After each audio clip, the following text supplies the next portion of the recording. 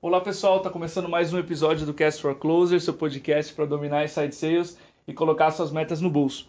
O episódio de hoje é o episódio número 50, especial, comemorativo. Ele é mais longo do que o usual e a gente queria alguém que representasse bastante na história da empresa. Eu fico muito feliz em apresentar o Eric Santos, CEO da Resultados Digitais, empreendedor Endeavor. O Eric vai falar com a gente sobre a relação entre o CEO e a área de vendas. Seja muito bem-vindo, Eric, o teu primeiro episódio com a gente. Fica bem à vontade aí. Quiser Obrigado, se apresentar obrigado. ainda mais. Prazer contribuir aí com esse assunto que é tão importante. Legal. Eric, uma curiosidade até para a audiência, para a gente contextualizar a primeira pergunta. A primeira demo que eu assisti contigo do RD Station foi dia 6 de julho de 2012. Eu procurei nos seus registros de e-mail hoje. O produto era vinho e vermelho, para te dar um panorama. E você costuma dividir a história da RD em três grandes fases. Na primeira dela, tu comenta entre meados de 2012 até o fim desse mesmo ano, que era para tentar provar se existia demanda real de mercado pelo produto, pelo RD. O que você teria feito diferente nessa etapa hoje, se tivesse que responder as mesmas perguntas daquela época? Acho que até tem uma fase anterior que é essa, que é aquela fase que nós chamamos de Mechanical Turk, a fase que a gente vendia o que não existia ainda, né? Aham, Então provavelmente isso que eu estava fazendo contigo naquela época ainda tinha um bom nível de PowerPoint no meio aí, que não era o software em si, né? sim, sim. Mas assim, eu acho que quando a gente fala do que teria que fazer diferente, para mim o que é mais importante é tentar traçar paralelos de coisas que podem funcionar em outros cenários também. Então, o que eu teria feito diferente, que eu teria investido talvez antes, é desenhar um processo de venda antes Uhum, de ir para o engajamento com os clientes, porque nós, como fundadores, a gente consegue inserir vários elementos na venda que os vendedores uhum, contratados não conseguem. perfeito. Inspiração, visão, Aham, etc. E eu faço vendas há muito tempo também. Então, coisas que provavelmente eu fiz até intuitivamente naquela época, eu não estava provando o processo de vendas. Então, provavelmente eu deveria ter desenhado um processo de vendas, deveria ter tentado vender em cima desse processo de vendas, para daí tunar, refinar e aí a hora que começasse a contratar vendedor, ter um script mais adequado para esse cara vender. entendi. Então eu diria que isso foi o ponto que eu faria diferente. Legal. O ponto que eu acho que funcionou bem, volto até a parte da fase inicial, é essa que você comentou, mas que eu acho que é uma armadilha que eu escutei vários caras falando sobre isso recentemente, inclusive o Mike Volpe da HubSpot, que é uma armadilha que muita empresa tem, que é à medida que ela tem um produto mais desenvolvido, mais à frente, para de vender o sonho e começa a vender feature. Aham, E isso eu acho que é uma das coisas que a gente fez muito bem, conseguiu criar argumentos bastante convincentes em volta da ideia de qual é o benefício de implementar inbound marketing, qual é o aham, benefício de fazer marketing digital da forma correta. E isso foi uma das coisas que a gente conseguiu passar ao longo do tempo para os nossos vendedores também. sim. Então, colocando uma coisa que a gente fez legal, que eu acho que vale a pena replicar, e uma coisa que eu faria diferente, são essas duas aí. Massa. Eu lembro que tu comentou uma vez que o grande desafio dessa primeira fase era provar se os vendedores conseguiam fazer o que você, o André e o Guilherme faziam, que era vender esse sonho, né? Vocês vendiam, Replicabilidade do modelo. exato. Uhum. Vocês vendiam muito antes do teu produto, né? Uhum. Vocês faziam tudo, vendiam o serviço já embutido É. e fizeram o produto depois validado É. já, né, pela dor. E não só os vendedores, mas provar o canal de aquisição como um todo. Então a Perfeito. gente sabia que eu conseguia vender para pessoas como você, que a gente Aham, conhecia de outros carnavais, mas eu queria saber se eu ia conseguir vender para um lead que estava consumindo um conteúdo meu chegando pela internet e tal, que era um processo que eu sim. tinha que estabelecer confiança, uma relação, no nosso caso, de Aham, inside sales também. sim. Então, todos os elementos dessa maquininha estavam em jogo naquela época. Perfeito. Tem uma segunda fase, que é quando você se questiona se dá para vender, tu acabou de falar, em alta escala, em replicabilidade, né? E tem uma transição importante nessa época que quando os 4 ou 5 primeiros representantes de venda, os seus reps, eles param de responder diretamente para o CEO e tu coloca uma camada entre eles, um primeiro diretor de vendas, um primeiro gerente. Qual seria tuas dicas para que essa transição seja o mais suave possível? Eu acho que no caso da RD, os primeiros vendedores responderam para mim. Então, de certa forma, eu fui o primeiro diretor de vendas, né? Eu fui diretor de vendas e assumi esse posto interinamente algumas vezes mais à frente. Então, seguindo um pouco o playbook que boa parte das referências que a gente segue recomenda, eu certamente não contrataria um diretor, alguém para fazer o papel de diretor VP de vendas antes de ter um modelo bem provado e antes de ter 3, 4 reps vendendo, sim, batendo cota. Porque aí sim um diretor pode vir e fazer a mágica dele. Perfeito. Mas essa transição é bem importante, que é uma transição onde, na verdade, se você contratar a pessoa correta, com experiência ali, ela provavelmente vai querer bagunçar certas coisas que estão funcionando ali já, em nome da eficiência. E eu acho que o processo ele tem que ter um pouco de pushback dos dois lados. O diretor ele tem que puxar para tentar fazer coisas da forma diferente e tal. Mas por outro lado, especialmente na nossa indústria, onde os modelos estão se reinventando a todo momento, a fórmula que você como CEO, founder, trouxe e que funcionou até agora, ela tem que ser de certa forma respeitada. Então não dá para chegar, por exemplo, estou dando um exemplo hipotético, mas se eu contratasse um vendedor de uma TOTUS da vida que está acostumado a fazer field sales, e o cara quer vir aqui e transformar o ticket do produto que a gente estava vendendo, o público, a abordagem, ia ter um choque muito maior do que provavelmente o que era desejável ali, né? Sim. Então, acho que nessa linha, eu acho que tem que ter esse compromisso de ceder um pouco os dois lados. E o que eu acho que o Jason Lamb que fala muito disso, eu concordo com ele, pega alguém que vendeu o seu ticket. São bichos diferentes, né? Pode até ter vendido em outro segmento, outra indústria, nada a ver, mas se ele vendeu o mesmo ticket, ele sabe do que ele está falando. Perfeito. É isso. Faz bastante sentido. Quando a gente conversou com o Marco Roberge, ele disse a mesma coisa. Se for um cara muito enterprise e você vende um ticket baixo, ele vai chegar na tua empresa e vai perguntar: cadê minha secretária? Ele não vai saber fazer o que você fazia como CEO, enfim. E o cara de SMB vai deixar dinheiro na mesa, se vender para enterprise. Não sabe vender. Perfeito, ótimo. A terceira fase que tu descreve é a fase de crescimento efetivamente. E um dos aspectos mais importantes, o próprio Marco Roberge fala, é recrutamento, contratar as pessoas certas. Qual você acredita que deve ser o papel do CEO na contratação em vendas? Até onde ele ou ela deve se envolver? Considerando que já passou essa fase dos 4 primeiros reps ali, eu acho que o papel do CEO na contratação tem que ser muito mais em pensar de uma forma mais global, né? Numa linha de como eu fomento essa máquina de contratação e no caso das melhores empresas que eu tenho visto, de recomendação também, porque a maior parte das pessoas que são contratadas são, na verdade, recomendações ativas de quem está dentro do negócio. Então, o que eu entendo que o CEO deve fazer nesse contexto? Estimular tanto o próprio time de vendas quanto o time no nosso caso aqui, Talent Management, a criar essa máquina previsível de contratação. Da mesma forma como a gente defende muito ter uma máquina previsível de aquisição de clientes, então, desde a geração do lead, a taxa de conversão, ao MQL, a venda, ao CS depois, mesma máquina em TM, mesma máquina em People.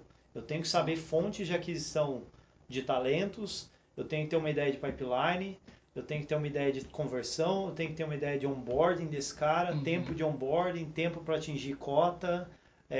E aí, quando eu bato de trás para frente a minha meta e a expectativa que eu tenho de crescer, eu tenho que fazer um plano de contratação que eu seja capaz de atender essa meta. Então, a gente já teve, em alguns momentos aqui na RD, ter que revisar meta um pouquinho para baixo, não porque estava faltando lead, mas porque estava faltando gente rampeada. Caramba! E, curiosidade, quando isso aconteceu? Em que época, mais ou menos, um CEO que está ouvindo agora deveria se preocupar?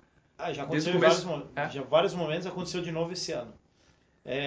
Eu acho que é um balanço fino que é complicado, porque do ponto de vista de vendas, se você contratar demais, além, obviamente, do caixa, né? do consumo de caixa, você tem um problema que começa a faltar lead por rep. Então, você não pode ter uma folga demasiada nesse sistema. Por outro lado, se fica justo demais, acontece esse problema que eu falei. Você quer bater a meta global da companhia, mas não tem reps rampeados, capacitados para fazer isso aí. E aí começa até uma certa... inclusive, se a liderança de vendas é forte, o cara vai assumir a meta mesmo assim. E aí, por 1, 2, 3 meses, vai ser bom, o time vai bater a meta, os reps vão ganhar mais dinheiro porque eles estão com lead sobrando por rep e vão ganhar a comissão deles, mas começa a entrar no modo de burnout do time. Perfeito. E aí não é saudável. Então o ideal, na verdade, é você ter uma maquininha bem previsível de aquisição e retenção de pessoas em vendas. Quando eu falo retenção de pessoas, não só a retenção de pessoas na organização, mas também entender que a área de vendas ela é uma área que ela tem um turnover naturalmente um pouco mais alto, porque as pessoas cansam um pouco mais. Então, a área de vendas, por exemplo, aqui na RD, é uma grande fonte também de rotation interno. A pessoa sai de vendas, vai trabalhar em marketing, ou customer success, ou tem produto, né? Faz total sentido. Então, mas colocar no modelo uma expectativa de turnover e já fazer, já se antecipar a esse turnover para garantir que as metas não sejam comprometidas depois. Massa. Um pouquinho também que tu falou sobre essa cultura de se montar a máquina de vendas e de contratação. Tu comentou num post da MeTime sobre a importância de criar uma cultura de atingimento de metas, o quão importante isso aqui era para a RD. Como é que você encontra o equilíbrio entre motivar e cobrar o teu VP de vendas, o teu time de vendas? Eu acho que tem uma falsa dicotomia aí. Uhum. Porque de toda a minha experiência aqui de RD, rep motivado é rep que bate meta. O problema é que quando você coloca a meta que a organização não consegue entregar para ele os recursos ou a estrutura necessária para ele bater meta. E aí vem a cobrança que desmotiva, porque é uma cobrança em cima de uma meta que não é alcançável, que o cara tem que fazer um esforço sobre-humano para bater. Então, a melhor forma de motivar rep, para mim, claro, além de bater no bolso, isso aí, mas é você levantar um pouquinho a meta, ele saber que ele pode bater, ir lá e bater, e arregaçar e tomar cerveja no final do mês. Sim. E aí ele entra no próximo ciclo reenergizado, revigorado e tal. Então eu não acho que há uma dicotomia entre essas duas coisas. O que há é esse cuidado entre as metas que eu estou setando, elas são, de um lado, factíveis, mas do outro lado também são ambiciosas a ponto do cara ligar um modo competitivo na cabeça dele, que todo bom vendedor é competitivo, e ele fala, se você bota uma meta muito baixa, ele liga um modo acomodado que para o vendedor é muito ruim também. Sim. Sem contar, de novo, a questão de comissão, né? Então, eu acho que a dosagem ela é importante, né? Não pode nem ser conservador demais, nem agressivo demais. Deve ser por isso que previsão de vendas é um assunto tão importante. Quando a gente lançou material, post e material sobre previsão de vendas, a dor é evidente assim das empresas, sabe? Tem muita procura na internet sobre isso. Eu acho que é por isso tão difícil, né? Traçar uma meta curaz com base em repetibilidade que tu já fez anteriormente. Até para motivação, olha onde ela chega, né? Sim, com certeza. E entrando na parte de lessons learned aí, talvez uma coisa que eu teria feito antes do que a gente fez aqui na RD foi começar um trabalho de Sales Ops, uma área de Sales Ops aqui. Então a gente demorou a ter, sei lá, mais de 20 reps para colocar a primeira pessoa de Sales Ops aqui. E Sales Ops é importante por isso, para ter essa previsibilidade, mas tem um cara que eu gosto bastante que é o Doug Landis, ele foi VP de Sales da Box e de outras empresas e agora ele trabalha como Growth Partner na Emergency Capital, que é um dos principais fundos de SaaS no mundo. Ele fala muito sobre como o fato de você ter Ops na mão, né, e ter os números, ter as taxas diferentes por rep, por segmento e tudo mais, não só permite a previsibilidade, que é a coisa que parece mais óbvia, mas permite vários outros fatores no meio do caminho que contribuem para a performance de operação. Um exemplo, coaching. Se você tem coaching, e o Mark Roberts é um cara que defende muito isso, né? Eu vou fazer um coaching específico sobre uma skill que o cara tá mal comparativamente aos colegas dele. Perfeito. Se eu não tenho Ops na mão, eu não sei disso, né? Então eu sei, taxa de conversão de oportunidade para cliente aqui, na média tá 35%, mas tem um cara que tá batendo 20%. E ele tá batendo 20% porque ele não consegue sair do demo para o fechamento. Aí eu vou trabalhar, vou fazer um coaching específico dele em cima desse ponto. Se você não tiver Ops, dificilmente você levanta essas oportunidades. Massa. Muito Além bom. da previsibilidade que você falou, que é super importante. Perfeito. Outro ponto muito importante de cultura, que permeia a própria cultura da empresa, é o alinhamento entre marketing, vendas e, mais recentemente, customer success. E parece uma briga sem fim. Como é que tu acha que é o papel do CEO dentro disso, cara? Parece não, é uma briga sem É, fim. né? É uma briga sem fim. E eu acho saudável, antes de Perfeito. tudo. Cada lado se tiver respeito, se tiver, enfim, compromisso mútuo Claro. aí, cada lado que está puxando, ele faz a organização ficar melhor. Então, eu acho que passa, obviamente, por uma definição do ICP, o Ideal Customer Profile, o cliente ideal, mas eu vejo muita empresa também ficar meio presa demais ao ICP, porque tem muito stretch possível que dá para fazer em cima de um perfil de cliente. Tá. A gente tem vários clientes aqui na ID que são super bem sucedidos que não cairiam no modelo ideal de cliente da ID. Então, o ponto aqui, e aí de novo depois mais à frente com mais dados, mais experiência, você sabe muitas vezes quanto dá para esticar e o quanto que é esticar demais a corda. E aí quais são muitas vezes as condições de contorno que dá para fazer. Ah, o cara, no nosso caso aqui, o cara sozinho na empresa é um red flag, porque ele tem uma incidência de churn maior. Só que se eu sei que ele está sozinho, mas na verdade é um cara experiente na área, e ele tem uma agência parceira, ou enfim, ou ele paga antecipado 12 meses, são as Legal. condições de contorno que a gente coloca para ele ser bem sucedido. Então esse é o stretch, porque se você não dá o stretch, o tamanho endereçável do mercado, o TAM, né, Sim. ele diminui demais, né? Então acho que o ponto é saber dosar isso aí. Começando por Customer Success, que é outra coisa que a gente demorou para investir com consciência em cima do tema aqui dentro da RD. Legal. Porque Customer Success, de novo pegando no Mark Robert e vários outros caras têm falado muito sobre isso em SaaS, no final das contas é você vender e entregar sucesso para esse cliente que vai fazer com que a máquina se retroalimente a longo prazo. Então, não adianta vender para um cara que não vai ter sucesso. Sim. Não adianta. Sim. E aí, se eu alinho em Customer Success, quem tem o Success Potential, que o Lincoln Murphy chama lá, eu posso vender para esse cara, mesmo que muitas vezes eu vá meio próximo do limite, e lá em marketing eu posso gerar aquele lead e passar para vendas como lead qualificado. Então Perfeito. esse alinhamento vem de trás para frente, na verdade. Vem de CS, passando por vendas e por marketing. E o meu trabalho hoje, nessa relação aí, é questionar todas as partes, sempre, porque sempre tem um nível de mimimi. Sim, sim. Mas garantir que a gente tenha um SLA bem definido entre essas áreas. E aí cada área responde dentro do SLA. Perfeito. Então, se eu tenho um SLA de marketing para vendas, por exemplo, e marketing entregou X SALs, né, Sales Accepted Leads, dentro do mês para vendas, está dentro do SLA, meu diretor de vendas não pode reclamar que o marketing não fez o trabalho dele. Isso aí não pode aparecer no relatório mensal de vendas depois. Sim.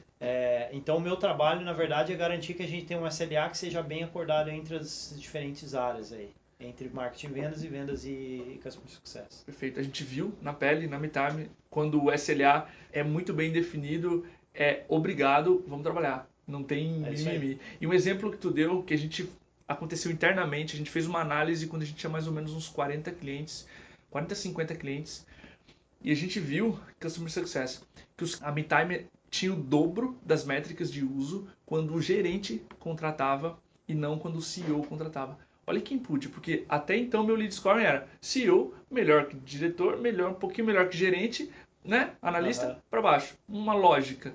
E se o gerente é o teu champion e a MeTime tem o dobro de uso, ele é o pontuado do lead scoring, certo?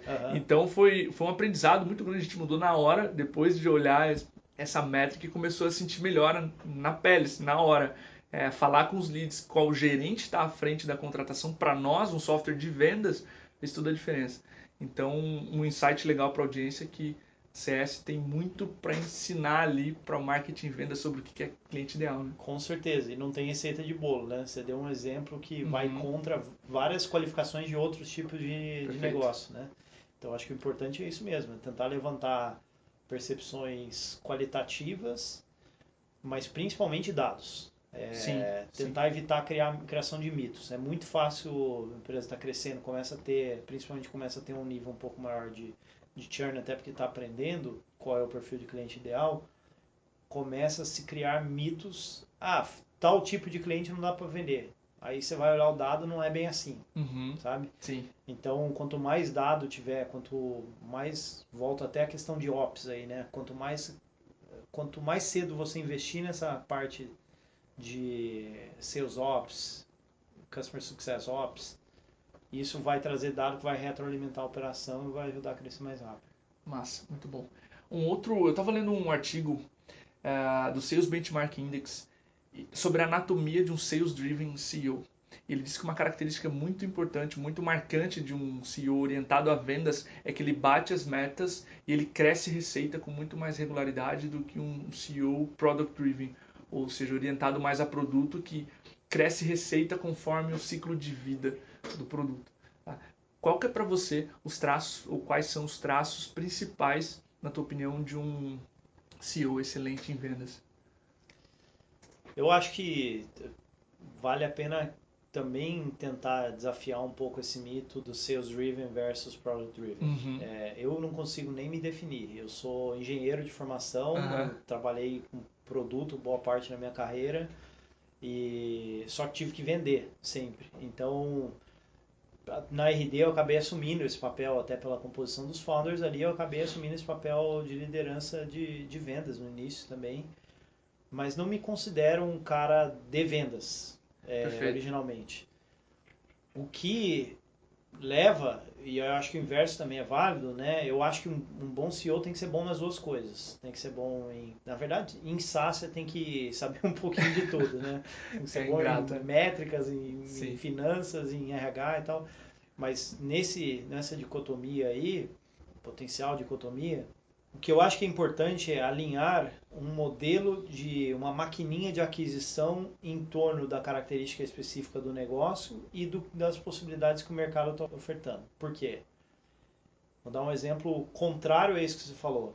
Slack é o maior case de SaaS, de crescimento de SaaS no mundo. É o SaaS que mais cresceu disparado até hoje. O Perfeito. CEO não é Sales Driven CEO. Uhum. CEO é um cara de Totalmente produto. Uhum. Mas ele conseguiu alinhar uma máquina de aquisição que está em volta de um conceito todo de um negócio que é baseado em produto.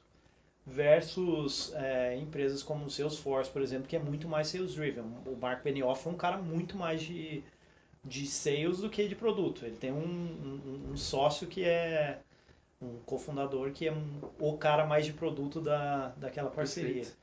Então eu acho que o importante aí para o CEO é fazer o encaixe correto do produto com a máquina de vendas. Então, isso vai depender muito de cada produto, o mercado, o estágio de maturidade do mercado, então é difícil dar uma resposta mais apropriada para isso. E aí, se certificar que na parte que ele individualmente, ou ela, né, não é forte, tá colocando as pessoas certas ali do lado. Perfeito. Então, eu acho que esse é o principal job do CEO e à medida que vai escalando, vai ficando cada vez mais evidente isso, porque Uhum. você não tem que ser o líder funcional de nada, né, depois de um tempo. E o que tem que garantir é que tem as pessoas certas no lugar certo. Legal. Um pouco também sobre colocar as pessoas certas ao lado do CEO. A gente tem visto que no Brasil é um pouco difícil encontrar VPs experientes que tenham experiências passadas, que consigam cumprir desafios complexos de escala, por exemplo. O que vocês fazem aqui dentro para fabricar excelentes VPs? Volto a uma questão dos estágios e esse ponto que você colocou é uma dificuldade de praticamente todas as funções em SaaS, Uhum. Customer Success, produto e tal, especialmente nesse estágio inicial, porque de fato não existe. Então você vai procurar um VP de sales experiente no mercado, não existe aqui no Brasil. Uhum. Os pouquíssimos que tem estão super bem colocados Perfeito. aí. E aí só resta uma alternativa para uma empresa brasileira que em geral tem pouco funding, comparativamente americana quase nada, tem pouca alternativa a não ser formar. E aí uma fórmula que sempre deu certo na RD do ponto de vista de estratégia de talento é apostar no talento Uhum. e entregar a formação técnica específica. Então, o que eu diria para diferentes estágios aí é apostar que você vai precisar de um stretch. Calibrar o tamanho desse stretch é difícil. Porque na RD a gente já teve cases bem-sucedidos, mal-sucedidos, em diferentes níveis da operação também, diferentes responsabilidades, coordenação, gerência, direção. E esse stretch tem um quê de tentativa e erro aqui no Brasil, eu acho ainda. Porque conheço vários exemplos de pessoas que deram certo e que não deram certo fora da RD também. Não consigo dizer se eu conseguiria prever aquilo com precisão adequada antes. Mas vem na linha de formação, eu acho que uma coisa que é indispensável, fundamental, é o cara ser um freak por conhecimento lá fora, sugar todos esses caras que a gente falou aqui, sugar o podcast na Bitime, sugar todos os materiais que a gente vê, todas as conferências e tal, porque o gap é enorme, então essa pessoa tem que estar aprendendo muito e tem que trazer essa cultura para o time também. Perfeito. É super importante. E aí, eu acho que essa fase scale-up da coisa, aí tem outras skills que começam a pegar um pouco mais, que aí vale a pena olhar um pouco mais para o mercado de novo. Skill de gestão mesmo, pessoas, experiência em levar para esse outro nível de escala e tal. Enfim, aí talvez nesse sentido vale olhar o mercado. O mercado aqui no Brasil talvez tenha alguns perfis de outras indústrias análogas que tem gente com experiência nisso, tipo telecom, por exemplo. Perfeito. Ou então já começa a fazer sentido começar a olhar para fora e tentar trazer gringo, né? Mas eu acho que não só dá para formar, como é praticamente a única alternativa que você tem no early stage. Sim, faz sentido. É o que a gente tem visto aqui no Brasil, que a gente tem sentido de, não digo reclamação, mas de constatação. Vários fundadores de empresas relatando pra gente esse sentido. É muito mais fácil fabricar do que trazer de fora. Uma coisa que eu daria só de recomendação complementar nesse tópico é, quando você for fazer esse stretch, ter uma conversa honesta, transparente com a pessoa, né? Que é, cara, isso aqui pode não funcionar. E se não funcionar, no hard feeling, mas a gente vai ter que voltar. Sim. Voltar atrás. E pode não funcionar por N razões. E geralmente eu vejo um pouco esse problema. Assim, eu acho que rola um otimismo exagerado de quem está na posição de vendedor ou às vezes de coordenador de venda que acha que é fácil o trabalho. Então eu vejo gente pulando de uma empresa para outra para tentar pegar a posição. Agora eu sou head disso na empresa X aqui, mas ele não sabe a bucha que é do outro lado. E também do gestor, seja do CEO ou do diretor que está fazendo o stretch ali, ou quem quer que seja, de ter essa conversa franca do outro lado. Falando, cara, a gente vai fazer, tá aqui os parâmetros, tá aqui o tempo que a gente vai fazer esse teste, funcionar ótimo, melhor cenário para todo mundo. Se não funcionar, a gente vai ser obrigado a repensar a estratégia e vamos botar alguém que você vai aprender mais rápido ainda do que eu aqui nessa função. Sim, faz total sentido. Agora uma curiosidade sobre você. Um ponto crítico para que o CEO consiga manter conversas de alto nível e produtivas com o time de venda é ter um profundo entendimento do cliente. Tem especialista que recomenda que tu visite 1 ou 2 clientes por mês. Como é que você faz na tua rotina para manter um profundo conhecimento do teu cliente, uma vez que tu não vende formalmente mais? Formalmente não, mas formalmente eu dou uma mastigada boa de lead aí para passar pro time aí. Sim. Bom, o que no meu caso eu acabo fazendo, sabe? De fato, acho que o ponto é super pertinente. Não só, eu diria que não só o conhecimento do cliente, mas o conhecimento do processo como um todo. Então tem que ter um nível mínimo de conversa para conseguir sentar com os meus diretores aqui, cobrar, puxar, esticar e tudo mais. Mas sobre o cliente, eu recebo, até pelos contatos, relações de mercado, eu acabo recebendo muita demanda direta para mim, que eu poderia passar para um rep, mas muitas vezes eu faço para não perder a embocadura aí do negócio. Então faço a venda, às vezes não sei fazer o demo mais, porque o produto fica mudando tanto e tal, então já não sei o script que os caras usam, mas volta aquele ponto. Consigo ainda vender a visão, vender o conceito por trás do negócio. E aí, outra coisa que a RD faz que me ajuda muito nesse processo são os eventos. Então o evento acaba sendo uma oportunidade que eu tenho, seja quando eu estou palestrando em eventos de terceiros ou quando eu estou nos eventos da RD, RD on the Road, que a gente faz, que são 11 cidades, e depois o RD Summit, é uma oportunidade única que eu tenho de estar face to face com o cliente, com o parceiro e escutar a dor deles ali. Uhum. Então a gente costuma dizer muito aqui que a grande armadilha que a gente tem na RD pelo alcance que a gente tem hoje é começar a tratar o pessoal por número. Sim. Ah, são 9 mil clientes, 1.000 parceiros, mas 9 mil parece que não faz diferença nenhuma. Sim. A gente tem que transformar isso em histórias. Então, não só as histórias que vão para o case, que vão para o site depois como case, que são histórias que são muito legais, você consegue ver, né, o perfil do cliente, onde ele estava, qual era o desafio, onde ele chegou, qual é a característica dele como empresa agora, mas as histórias mesmo mais duras, né? Muitas vezes, cara, o desafio que o cara tá tendo lá, pô, fulano de tal não tá conseguindo contratar alguém para tocar o marketing dele. Sim. E tá travado e vai dar churn, sabe? Saber essas histórias reais, você começa a fomentar tudo isso. Pô, se esse cara tá com problema, e se o outro tá com problema, e se o outro tá com problema, talvez eu, como RD, deva estar trabalhando mais em educação e formação de profissionais para o mercado. Perfeito. Que é um problema do meu business, né, no final das contas. Então, acho que escutar isso em primeira mão do cliente é fundamental para ir calibrando essa estratégia como um todo. Ótimo, perfeito. E uma pergunta final. Normalmente a gente pede para o entrevistado ou para a entrevistada deixar uma mensagem final para a audiência, mas hoje eu vou inverter. Se você pudesse deixar uma mensagem para você mesmo de 2012 que facilitasse a tua gestão no time de vendas, qual seria essa? Eu acho que sobre vendas são duas que eu já falei, mas vale reforçar. Investir mais cedo em Ops. Perfeito. E investir mais cedo em Customer Success. E investir de forma consciente e proativa em Customer Success. Não para reduzir churn, mas é bem numa linha de qual é o perfil de cliente que eu vendo, como ele se gratifica, qual é o valor que ele está comprando, como entrega esse valor. Depois a gente criou a metodologia Success Milestones, tal, como entrega esse valor e como eu posso inserir isso dentro da conversa do rep já desde o início. Quando a gente fala assim, parece que é uma coisa que adiciona um pouco de fricção para o trabalho de vendas. É o contrário, na verdade, se fizer bem feito. Isso ajuda o rep a vender essa construção do sonho e principalmente uma solução tipo RD, o RD Station, que é razoavelmente complexa.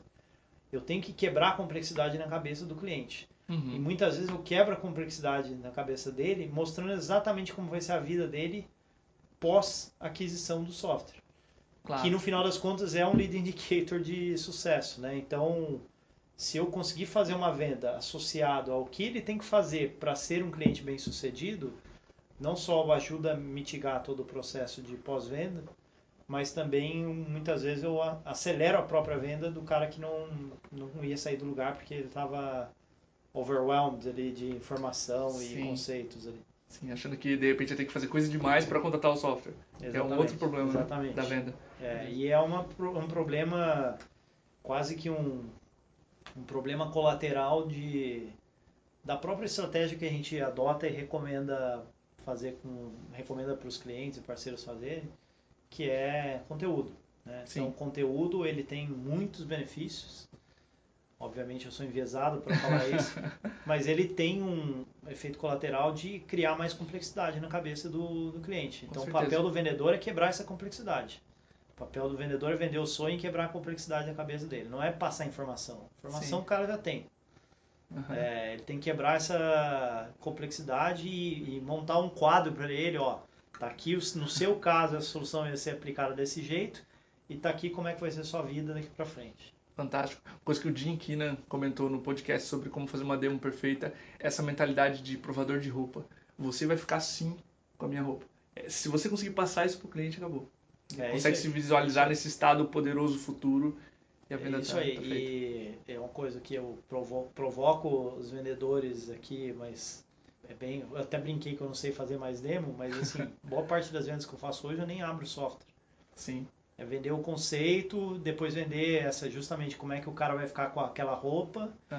E dali pra frente, o pessoal de produto que me perdoe aqui, mas a ferramenta é commodity. Sim. Sabe? O que você está vendendo, na verdade, é um conceito e uma forma de aplicar aquele conceito.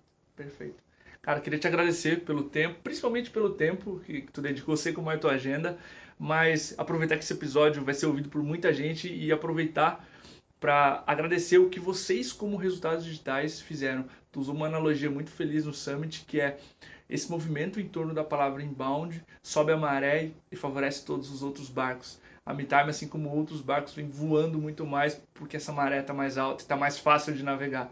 Então, eu queria te agradecer como empresa por ter feito todo esse movimento em torno do inbound marketing.